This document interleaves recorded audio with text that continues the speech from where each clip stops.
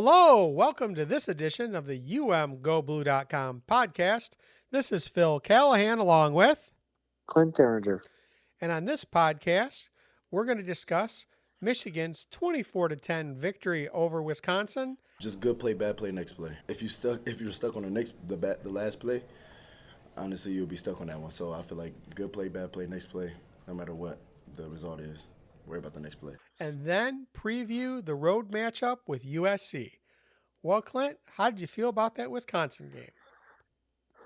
Well, unfortunately, I wasn't able to be locked in the first half. So I was kind of keeping an eye on the score and saw 10-7 at halftime and was a little bit anxious for sure. And then when I was able to finally settle down and tune in for the second half, we saw the offense sputtering a little bit, but the defense looked dominant, and eventually they kind of clicked into gear and won it. I thought it was just fine.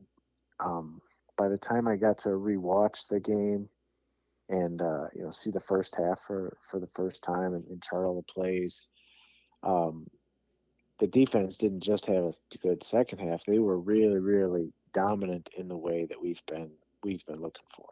The opening drive of the game, of course, Wisconsin had a really great charted or scripted drive and scored a touchdown, and then 7 punts and an interception in the next 8 possessions. And then eventually they scratched out another field goal at the end of the game. So that is the Michigan defense that is championship level. And I really, really was excited to see that going back. And then on offense, they had a over 50% success rate on the run plays, which is a huge deal. They just did not finish drives. You had the missed short field goal, which was really strange. Another strange thing for Zavada. And then they went for it on the fourth down and had a miscommunication on the snap, and Bryce drops it. So if you get points on those 2 drives, the scoreboard obviously looks different. I thought it would be something like 34-14, and they probably left 10 points on the field just in those two drives. So it went about as I thought it would, even though the scoreboard did not say that to me on Saturday afternoon. So it wasn't until late Sunday and early Monday that I was able to really get into it and see that Michigan actually played pretty well, minus a little bit of sloppiness and still struggling to find receivers to catch the ball. Well, Clint, you weren't locked in the first half, and the Michigan defense wasn't locked in on the very first drive. It was all about tackling. Wink did, first of all, shout out to Wink Martindale, the defensive staff, the players. After that first drive, we looked at it. It was tackling. It wasn't the calls. It wasn't, it was tackling. It was missing tackles. And after that, I think it was 8 punts and an interception, and then a field goal at the end of the game. So pretty good. That's what it came down to. And something we worked on we worked on Opportunity Week. We worked on this past week, and you can see the emphasis of that, with tackling that helped us be successful on defense. It's interesting because that first drive was kind of jarring, but then, like you said, they settled in and were dominant. And it's weird because in my head, I see the scoreboard and it's 24-10, and I look at the stats and it's 24-10. But in my mind, I perceived that it was like 34-10. And exactly like you said, if Michigan had picked up some more points. So, frustrated that they weren't able to score more points, and, a little concerned about that. But again, what we're seeing from the defense is that it's locked down. And I think, we talked about this last season, that the defense kept them in practically every game once it settled down. It seems to me that the defense is settling down sooner, and I think the question is whether the offense can kind of catch up. And it's a weird thing because once again we had a situation where the receivers were struggling to catch the ball, and Sharon addressed this in the post game. I think seeing the ball caught is the biggest thing. Seeing it all the way into the tuck, and I think the ones that happened today were your eyes were ahead of your hands. Your eyes were down the field. Your eyes weren't looking the ball into your hand. Then it's seeing that all the way in. So those are the things that you continue to emphasize. And you want to build confidence, and part of that confidence is giving them chances to go do it again. And they made plays after that happened, so that was good to see. It's frustrating at this level that Sharon has to address the receivers like that. I mean, that kind of comment is what you usually tell players when they're playing in junior high or JV or varsity in high school or even on the sandlot, right? So it's interesting to me. Obviously, Bryce is continuing to ascend. His experience is beginning to catch up with his talent, and had another amazing game from Justice Haynes. And, when you're getting comparisons to Blake Corum, Fifth game with 100-plus yards. Is he the first running back in Michigan history to do that? Nah, Blake did it a few years ago. Dang it. 8. In a row? In the first 5 games? Blake did 8 in a row. Oh, he's a beast, too. Yeah, he was just here. Yeah, first in his 5 here. Yeah, he's pretty good. That's something that is not said lightly around Schembechler Hall. What's interesting is when I look at this team, you have the defense that we talk about the dashboard, right? The defensive dashboard looks pretty good. Last game it needed to warm up for a second, but then it jumped to a very high level. The quarterback position seems to be ascending. The wideout position, we saw what we really needed to see from Donovan McCulley, in the fourth quarter. But man, if it wasn't for that fourth quarter, I would be seriously concerned about the receivers, and hopefully that was them getting on track. Yeah, and I think we also mentioned that Andrew Marsh, had an opportunity to kind of pass some of the older guys on the depth chart, and I think that we saw that pretty clearly. He caught all 4 targets and made a really, really beautiful catch along the sideline. Very similar to the one that McCulley made, getting a foot down in bounds. So he is ascending and is likely to end up rising all the way into that number 2 wide receiver spot. And some of the targets and even maybe some of the run game touches that were going elsewhere to Samaj Morgan and Kendrick Bell in the passing game.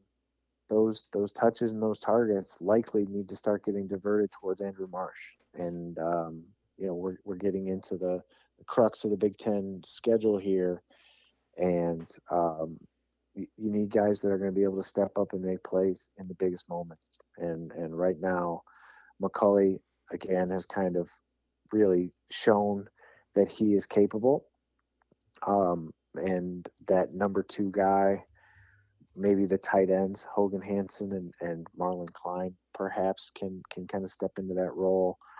But from what I saw on Saturday, I have a hard time seeing anybody but Andrew Marsh being the number 2 wide receiver right now.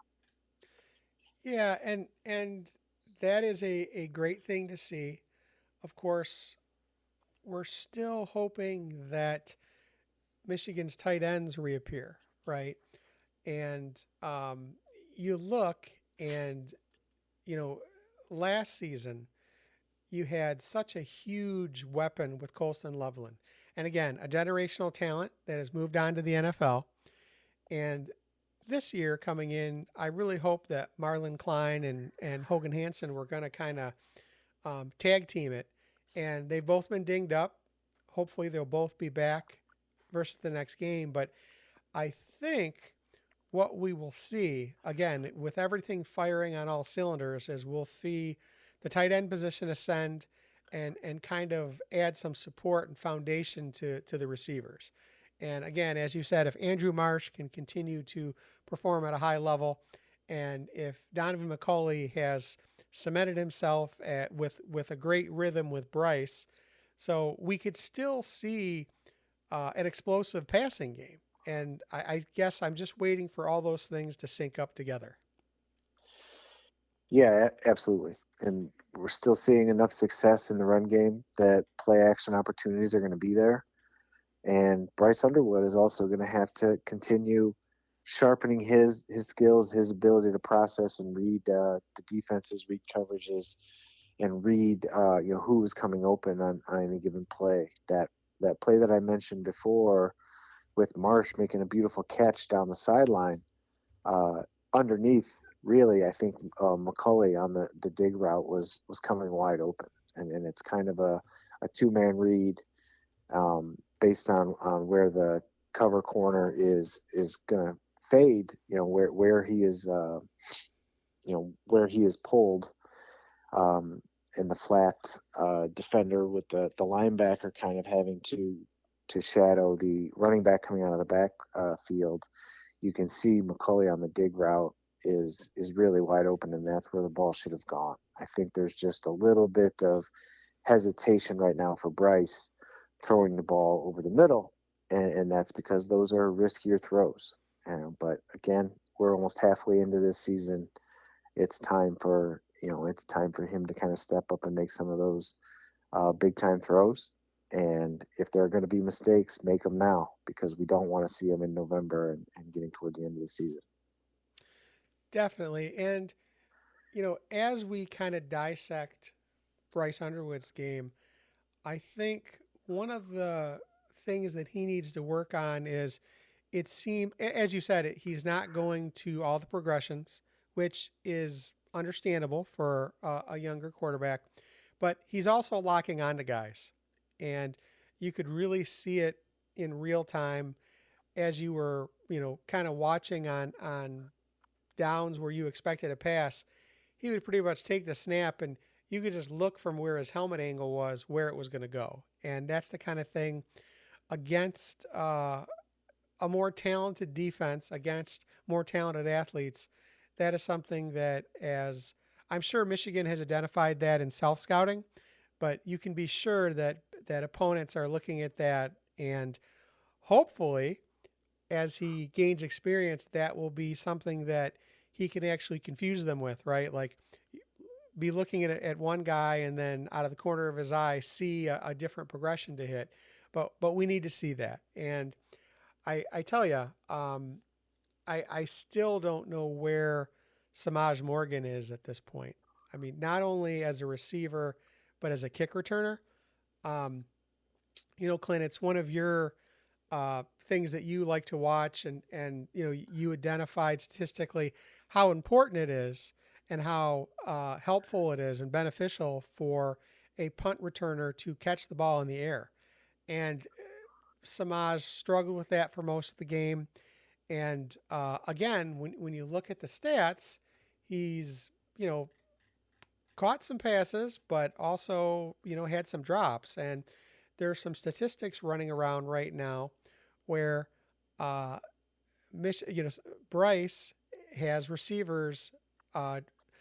Receivers are dropping the ball at one of the highest rates of any team in the country right now. And we can talk about how hard he throws the ball and that kind of thing. I mean, but it's interesting because we had um, you had players talking about it, and you're still getting it's one of the things that you and I have talked about, and Sharon talked about it.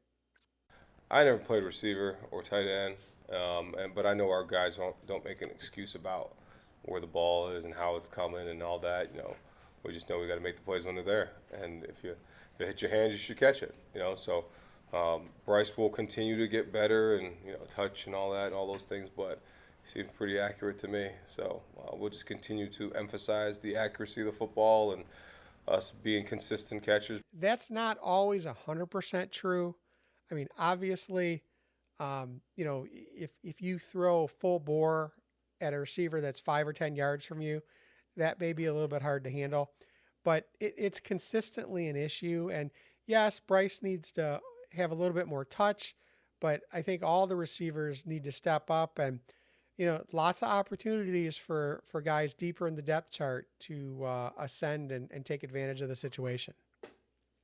Yeah, and I have no problem if the targets right now that are going to Samaj get distributed between the tight ends, you know, Andrew Marsh at wide receiver, or even the running backs. I would love to see Justice Haynes and Jordan Marshall getting, you know, maybe 3 or 4 targets each in the passing game, whether it's the screen game or just as checkdowns and quick outlets. So um, I think that we've given Samaj Morgan an opportunity, and he can certainly play his way back into a more favored role with the offense. But right now, it's uh, it's not going the way that we need it to go. And through the first 5 games, um, you know, outside of Oklahoma, some of the weaker opponents on Michigan's schedule, it's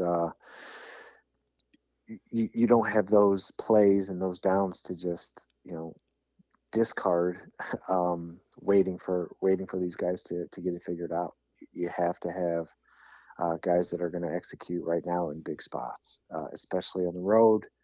And this game coming up here against USC is really a pivotal moment in this season. You know, you and I both in the preseason saw that as a potential game that could get dropped. And in order for Michigan to win this game, they're going to have to play much cleaner than we've seen on the road so far at Oklahoma and at Nebraska, and certainly cleaner than what we saw even at home against Wisconsin last Saturday. And, you know, looking at that Wisconsin game, you had perfect football weather. I mean, just an amazing day at the big house. And I think we were all primed for a much stronger performance. Now, when you look at the box score, you know, with the exception of that drive that Wisconsin opened the game with to score their touchdown, I mean, Michigan shut them out in the second quarter, shut them out in the third quarter, gave up a late field goal. Michigan was consistent. Again, touchdown in the first quarter, field goal in the second quarter. You know, took a anemic 10-7 lead into the half, scored a touchdown in the third quarter, touchdown in the fourth quarter to end up 24-10. So again, I think, you know, the thing that I'd say though is midway through the third quarter, I tweeted and I said, you know, you just have the impression that you're waiting for something bad to happen. And I hope it's something bad that happens to Wisconsin. But midway in the third quarter, it seemed very much an old style Rock'em Sock'em Big Ten match from the 70s. And while Wisconsin may, you know, look fondly back on those times, you know, we have higher expectations for Michigan. And when you look at Wisconsin, I mean, you know, this loss put them under 500, 0-2 in the Big Ten.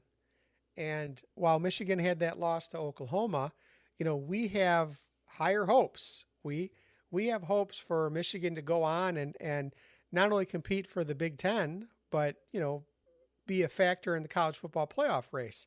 So to see them kind of struggle, right? Or you know, struggle is the word, right? For 2.5 quarters before finding their gear and pulling away. Again, the defense is amazing. We talked about this all season, but you know, still looking for the offense to kind of find a gear and pull away. Now, what is a very bright spot with the offense is once again Justice Haynes. You know, 19 carries for 117 yards, 2 touchdowns, and you know, he talked about it after the game. We just know we got to play our game each and every Saturday. We just got to come out and just be us, and we'll be just fine no matter who we go against. We pride ourselves here on running the ball and stopping the run, and we know that we put in the work each and every day to go do that and to be able to do that. So it was always about us. That's how we look at it. It's not the what, it's the how. It's good that Michigan is having luck running the ball, because if Justice Haynes wasn't having a season that Sharon Moore himself is touting him for the Heisman. Animal. Animal. I mean, He should be up for the Heisman. Start doing it. If he wasn't having a really amazing year, you know, this offense would be getting a lot more scrutiny than it is, I think. Yeah, but I think this is what we expected from Michigan. You know, we needed the defense and the running game to kind of lead the charge. And once Gio El Hadi and Norton went down on the offensive line, I really thought that the offensive line would take a step back. And in reality, I don't think that we've seen certainly not a step back. You know, but even in some ways, Greg Crippen has taken a step forward in the middle of that offensive line, and Justice Haynes is the main beneficiary for that, for sure. He also, you know, he turns a well blocked play, you know, that's blocked for 5 to 10 yards and makes a guy miss, and usually turns it into 50 or takes it to the house. So um, I think that's what we expected. The Chip Lindsey's done a nice job of creating a pass game that is built off of that run game success. Um, you know, we just need the pass catchers, the wide receivers and tight ends that can step up and make those big plays in order to cash those in for points. You know, right now Michigan is just not executing well enough once they have crossed the opponent's 40-yard line. You know, Michigan dominated this game in the five factors, except for the finishing drives metric that we track. Wisconsin only crossed Michigan's 40 twice and scored 10 points, averaging 5 per trip. Michigan averaged 4 per trip.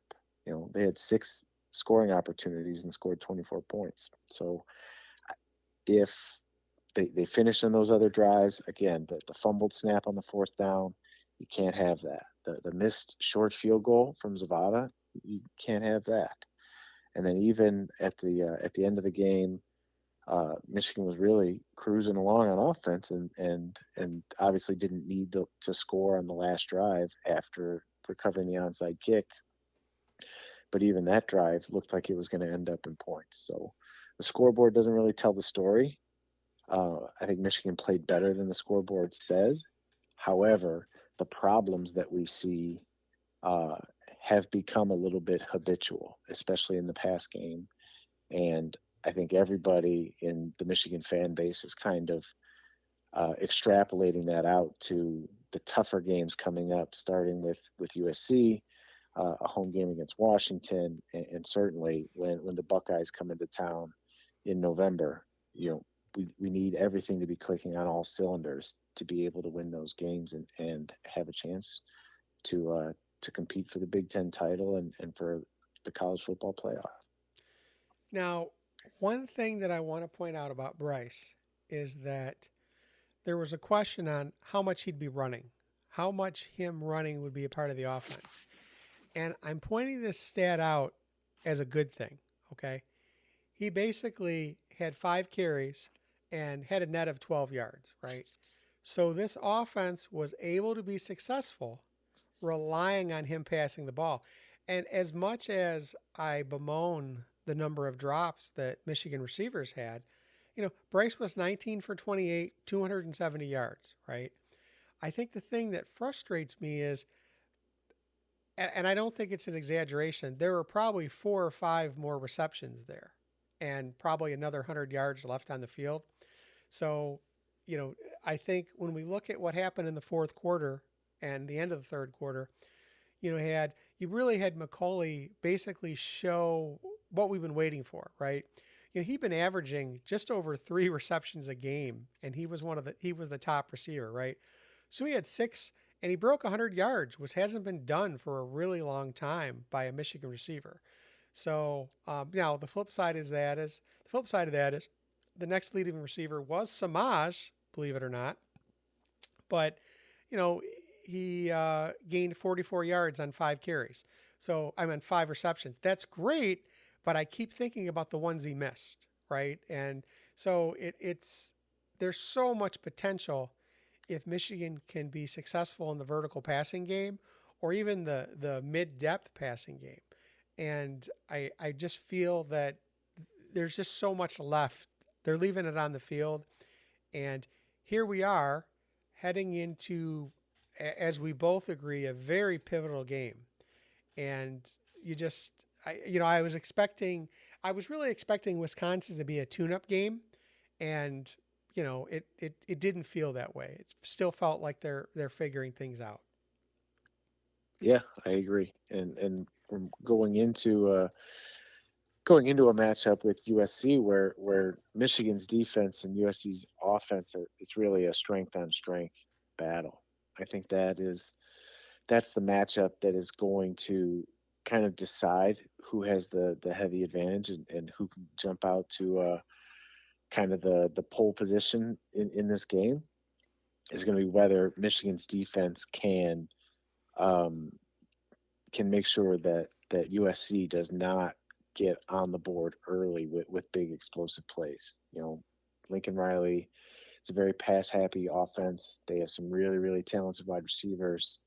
Wink's going to be looking to put pressure on the USC quarterback, but the defense is going to have to play discipline and cannot miss tackles like we saw early in the Wisconsin game because these guys are talented enough. Those won't be 5 and 10 yard runs. Those will be 40 and 50-yard touchdowns. So uh, the defense is going to have to play disciplined the way that we saw through the very middle of the Wisconsin game.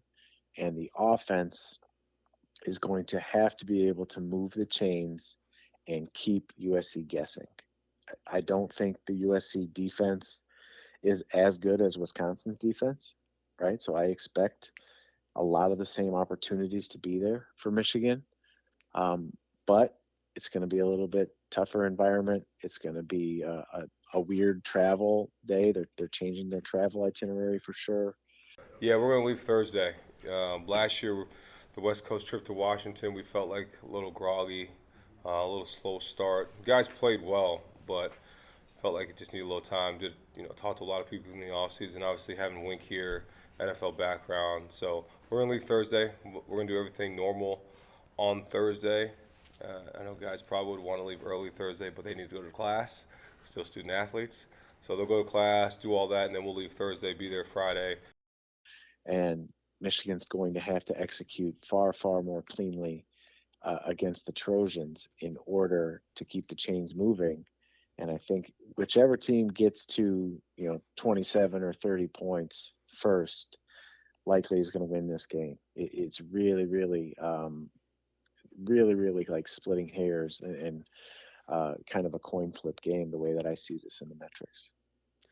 So when we look ahead now to the USC game, it's interesting because, as you mentioned, Michigan is changing their travel itinerary, and they said that they're doing that based on their experience from last year going out to Washington. And it's interesting too because Sharon had this kind of funny quote. We're not celebrating going to Coliseum. There's no pictures and selfies because we're at the nice Coliseum. It's sold out, but it's sold out because Michigan's coming. So, And this will be the one heading to Cali. It's sold out because Michigan is coming, right? And I agree with that.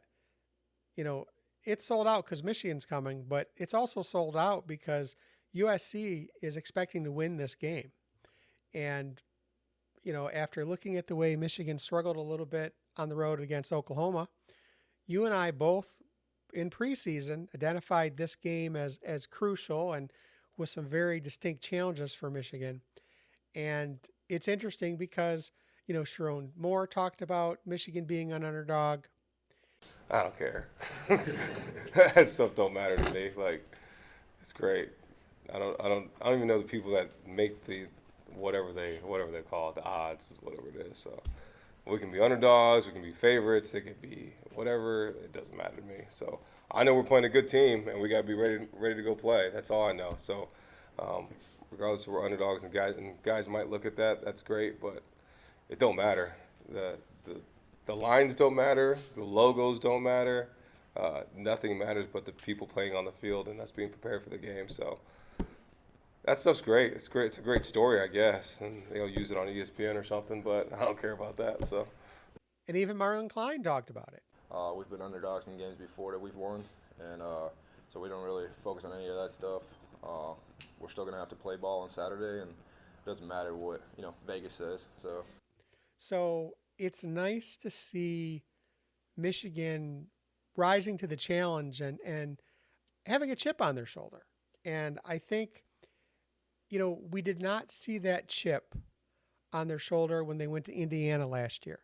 And we did not see that chip when they went to Illinois. And, listeners of the podcast are probably tired of hearing me whining about those games, but I'll say it again. I did not go to those games expecting to see Michigan lose, and they lost. And much as this year we can see the puzzle pieces coming together, that's how it felt in both of those games. And they didn't come together until, Northwestern and then, of course, Ohio State and Alabama. So I'm very optimistic and encouraged that, the defense looks lights out. We're seeing the defense we expected. And we're seeing Justice Haynes, again, looking amazing, right? And Sharon talked about as how they were watching him in the spring. Yeah, this dude is what you saw on film is an explosive player because I remember we were watching him and I think it was I can't remember what the team was, but he ran over somebody and then he took it like another 60 yards or something, and then I think he had the most explosive runs on their team. So yeah, I saw it, I knew it, and obviously Tony had a relationship with him. As soon as he called, as soon as he got in the portal, the first person he called was Tony, and yeah, and what you saw even more is when he got here in the spring, like just telling you, like he never got caught ever. I remember Wink saying, "Well, I'm glad he's on our team because he never got caught whenever he had those explosive runs." So, but he's consistent. He works his tail off. He's a great human being. He's becoming a leader in the right ways. So, yeah, I'm glad we got Justice Haynes on our team. You have Justice basically making up for the struggles in the receiver room. You have the offensive line coming together, and Sharon said that both Gio and Norton might be back, and then shoot, we may see some depth on the offensive line, and we may see some guys mixing in depending on what they're trying to do, what kind of offensive game plan they have. So you can see how things are coming together, right? And I really think this USC game is pivotal. Clint, what does the SP Plus predict right now for this game? Well, like I said, it's like a knife's edge, razor thin margin between these two teams. SP Plus has USC 13th overall at 4-1, and Michigan is 14th overall at 4-1. On a neutral field, they'd be separated by less than a point. And the reason that SP Plus has gives an edge to USC here is the home field advantage difference. So, with it being kind of a pick 'em coin flip type game, it's going to be about who executes in the biggest spots. I think getting off to a good start is critical, and then after halftime, mid third quarter through the end of the game, really whoever can make the better adjustments to the other side. I know Lincoln Riley is really good in game adjustments on the offensive side. The Wolverines are going to have to establish their run game and go back to wearing down that Trojan defense in order to first possess the ball, keep that USC number one ranked SP Plus offensive unit on the sideline for as long as they can. But also, once they cross the 40, Michigan has got to be putting points on the board. They can't have missed field goals, and wherever possible, of course, they've got to be punching the ball into the end zone and scoring touchdowns. I think it's going to come down to whether or not the Michigan defense can create either a big turnover or keep USC pinned back, once or twice to flip the field position and help the offense out. I think it's going to come down to, for sure, a key uh, short field drive or sudden change. And the question is whether it'll be Michigan's defense setting up their offense, or will it be Michigan's offense making a critical mistake? And to me, they're equally likely right now. It's literally a coin flip in almost all measures. The way that SP Plus has it. So what I'm looking for in this game, and it's really the intangibles for me, okay?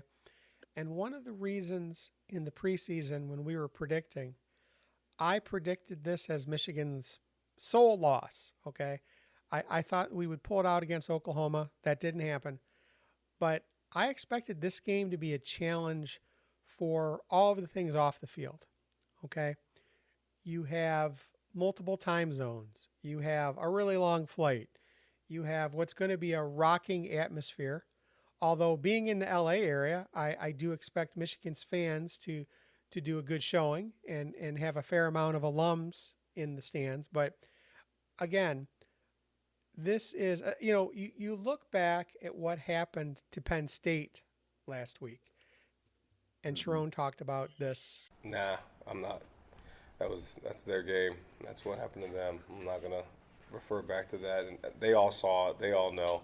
They all understood what happened. We're not them. So our narrative and our focus will be on us and how do we go win this game.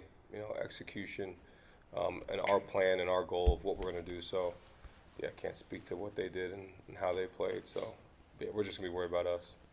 You see a team with really high expectations that got, punched in the mouth, and they came out, long trip, all those conditions we talked about, and faded, right? Just got punched in the mouth, and now James Franklin is in a real serious situation about his future there. So, Sharon mentioned, hey, the players saw what happened. This is us, not them. But I think you have to recognize that, yes, when Oregon flew out to Penn State, they had a long flight too. But just understand, I think the situation that I have is really all about Bryce. Okay. Again, young player. I'm pretty sure when he played high school football, he did not travel, much further than a few hours for an away game, right? And again, long trip, long flight, going to be a weird time of day as far as, it's going to be a night game on your body clock, but a 4:30 game California time. And I think why this game is so important and why, Clint, I never think Michigan can't win. Okay.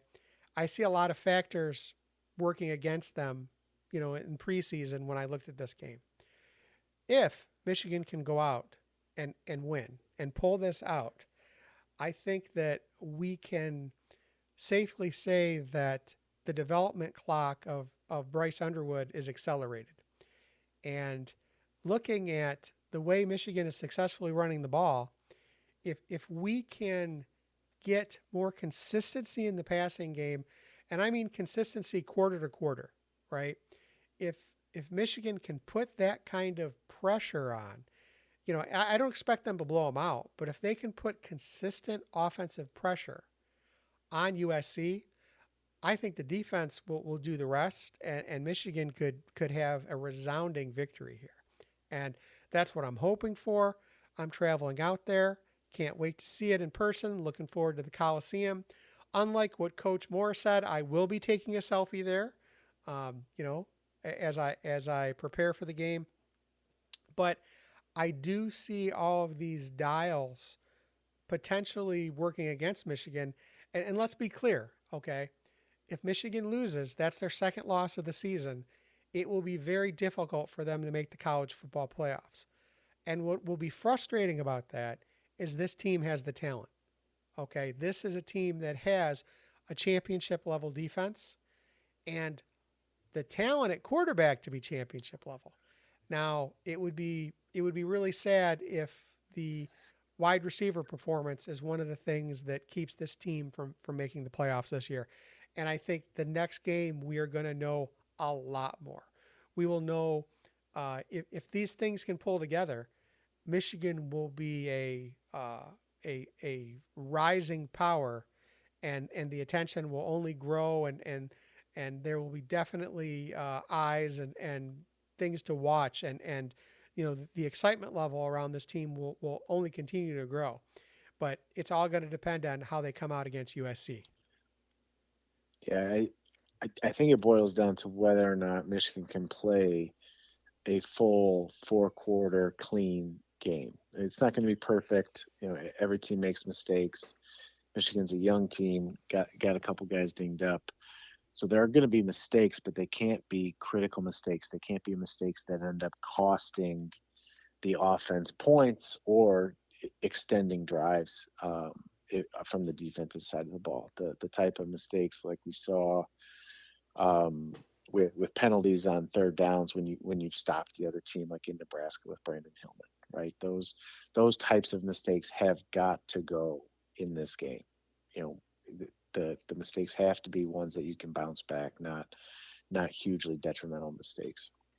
So anytime there's a kind of a pick'em game like this, I tend to favor the home team, of course. That's USC. I tend to favor the more experienced quarterback. That's Maava. I tend to favor the team that's maybe healthier or more well rested.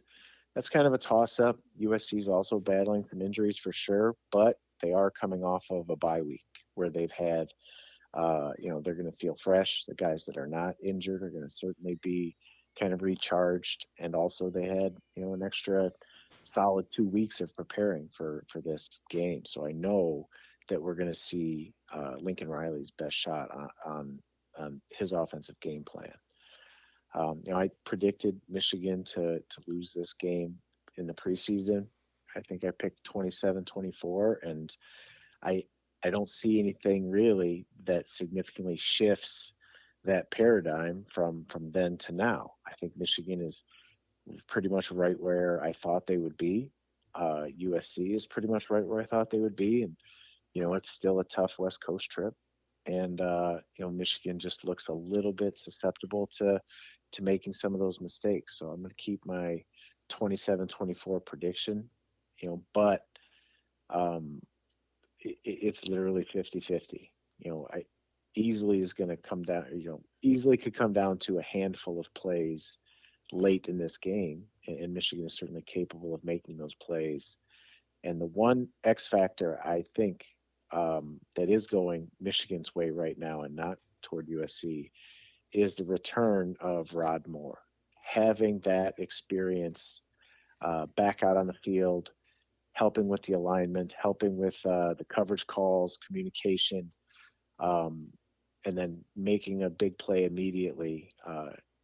I think the defense looked as sharp as it did because Rod Moore is back out there at the safety position. So what we have seen to this point before the Wisconsin game, I think the dominant defense that we saw is more what we will see for the remainder of this season, because I think Rod Moore is a difference maker.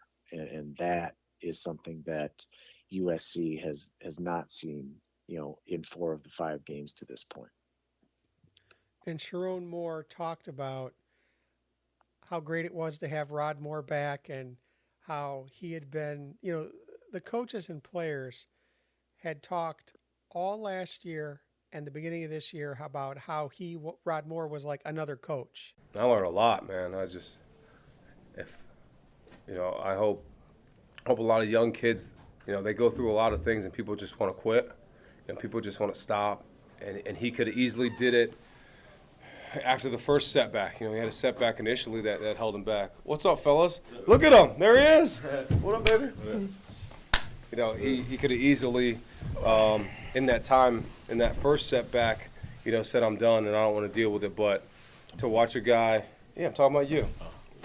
To watch a guy like this, and with the same last name, which is pretty cool, to do what he's done, just continue to never give up, never quit, push, support his teammates at a high level.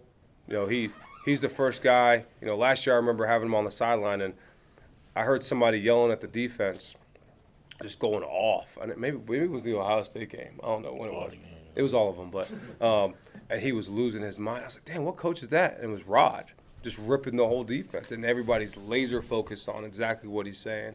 So to watch him and his journey and what he's done, and his family's here. I couldn't be more proud of this young man and have him a part of our football team. And for me as a person, to learn from him as a leader and what he's done and how he leads, because he not only leads on the field, he leads off the field, he leads in the class. He just everything you want, he does it the right way, and he's special. He's really special, and he's gonna help us win a lot of games. And then whatever team in the NFL that gets to draft him, they're gonna be very lucky to have this man on his roster. Appreciate you, Coach. Rod also talked about how great it felt to have an interception against Wisconsin, and his previous interception was against Ohio State in the Big House. Just like a full circle moment. Like you said, the last time I was here, I had a pick against Ohio State, and it just a testament to all my work and thanking God on my family, having my back through this journey. Because honestly, it was really hard. I know you guys know I had a setback at one point, and I thought I was going to be back sooner than I was. But just working through it and continuing to just chase greatness. So, what I'm concerned about in this game is some of the things that, one of the things you talk a lot about, Clint. It's, hey, you have two teams that are equally matched. Well, special teams are a big factor. And I'm not confident in Samaj right now. I like the guy. He's great. I'm pulling for him. But and we talk about this. When you see somebody on Main Street, okay, that they're being successful on State Street, okay? But you need to be able to take State Street performance and take it to Main Street, from the practice field to the Big House. And I have very little confidence in Samaj catching punts right now. And I feel like in a game that is equally matched, that could be a turning point. The other thing that I'm concerned about is that we have Dominic Zavada, who last year was automatic and has not been automatic this year. And so when I look at this game, I look at the importance of special teams. And if you can't catch the punts in the air, you've talked about the negative impact that has on the team as far as field position. And when you add, you're not going to have you may not have great field position. You may not be getting, positive returns. That puts you behind the 8 ball as far as being in field goal range. And especially, last year I would have said, I had confidence in Zavada from pretty much anywhere. I don't have that right now. So those are my concerns. And I feel like what we need is we're going to need, a strong running game, which I think Michigan will deliver. We're going to need Bryce to sync up with the receivers, which I think is potential, but I really have not had a game where I've been super confident in the special teams. And I think that's the thing. That's my biggest concern heading into this one. Yeah, I agree with that. And you're exactly right that in a game that, lines up on paper to be this close, certainly special teams very, very often makes the difference. And with a game that's going to spend a lot of time, probably within one score, of course, the kicking game is going to be critical, not only in the field position battle, but, it very likely could come down to a late kick. And, we know Zavada is capable of making a field goal from, up to probably 60 yards away. But we have to start seeing him routinely hit, everything inside of 50 plus yards as well. When the offense puts together a drive and gets into scoring position, it has to turn into points. Settling for 3 points is somewhat of a disappointment, but settling for 0 is unacceptable, and it could cost Michigan in a really close game like this. Well, and again, let's think back to the Oklahoma game. The difference in, when Michigan was driving before the half and came away with no points, right? And then Oklahoma flipped it, and it went downhill from there. So if there's any advantage that Michigan does have, and Coach Moore talked about this. We'll get a chance to practice at the Bolt, which is cool. So I know they got an away game, but so that's another great Michigan connection, Michigan West. So we'll leave Thursday, get there Friday, spend all day Friday, and make it as normal as possible for the kids, and then play on Saturday. That Michigan West, they're going to have access to the Chargers practice facility, compliments of Jim Harbaugh, and, a name that's been around the Michigan program for a while. So hopefully that will give them an edge. Looking forward to that. And, that they won't be practicing at a high school field anywhere. They will have a top flight facility to be able to prepare. And, not only will they have a top flight facility to prepare, but you can guarantee there won't be any scouts there watching. There will be no one in the stands eavesdropping or spying to see what they're prepping for. The USC equivalent of Connor Stallions will not be in the Chargers practice facility. So they're, between the experience they had in, traveling to Washington last year and deciding to travel a little bit earlier this year, and that practice facility, hopefully that will give them a level of comfort where they can, shore up the problems on special teams and hopefully pull this one out. Yeah, really going to have to get off to a strong start. I think I really expect USC to come out firing, and Michigan's going to have to answer the bell. The defense is going to have to make some quick adjustments to whatever tricks Lincoln Riley pulls out, but the Michigan offense is going to have to execute at a high level early and possess the ball, number one, but also finish with points and kind of stay neck and neck through whatever we see early in that first quarter. All right. Well, that's going to do it for this edition of the UMGoBlue.com podcast. This is Phil Callahan along with Clint Derringer. Go Blue. Go Blue. We take this time to celebrate the win. Winning's hard every Saturday. So we'll take the time to celebrate the win, but it's right back to work. As soon as we get out of here, we're going to see what USC's about. And it's on to the next. Got to go 1-0. Thank you for listening to the UMGoBlue.com podcast. All rights reserved.